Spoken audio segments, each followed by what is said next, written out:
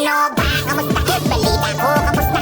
Yung bawat tira na pang-aking saan na napunta, inaabangan ko pa naman parang ambagan sa inuman ako. Yung madalas sa pulutan sa kwentuhan, hindi ba naubos yan? Pero kahit na ganoon, sinasanay ko aking sarili. Ganyan talaga pag mabait ka, lahat ay nawiwili. Kaya dapat pinipili, pag-isipan na mabuti. Walang masama na pumilatis kaysa sa huli kang magsisi.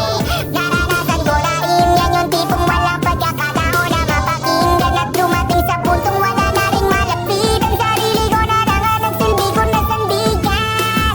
Kaya walang may karapatan para sabihin sa'kin na itigil ko na yan. Sa sasabihin nyo wala akong pakialam dahil nasimulan ko to nung panahong wala kayo. Alam nyo yan, di ko na kailangan pa na paliwanagan. Wala na akong magagawa kung saraduhin nyo. Isipan di ko kailangan ipilit ang sarili ko para sa inyo. Maraming na akin ay ako na ako lang pumasan. Di ko pinili na lagi na mapatigan. Di ako nasanay sa maling katuwigan. Kaya lumakas tayo paniniligan na dapat ipanalo ko lahat ng laban. Ganon ako mag-isip, iniwas ako ng magpahagit. Mas ginusto magkulong sa silid kaysa sa mundo puno na inggit. Teka.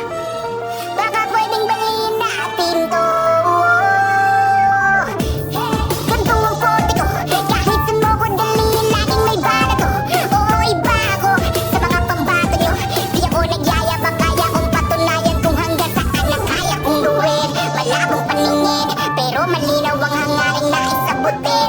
Mitiin ang pakpak ko para aking liparin, hanggang sa masagot yung katanungan na paano mapasama o paano ba sumali sa daming nagpakawalang atake. Pagkat kailangan kong maghulog ng barya para madagdagan pa ang oras ko dito kung sakaling mabato. Mana ko na mabato. Pag sinabi ko na ititigil ko na to, set up yun para sa'yo. Parang Massacre 44, mama sa pano. Yeah.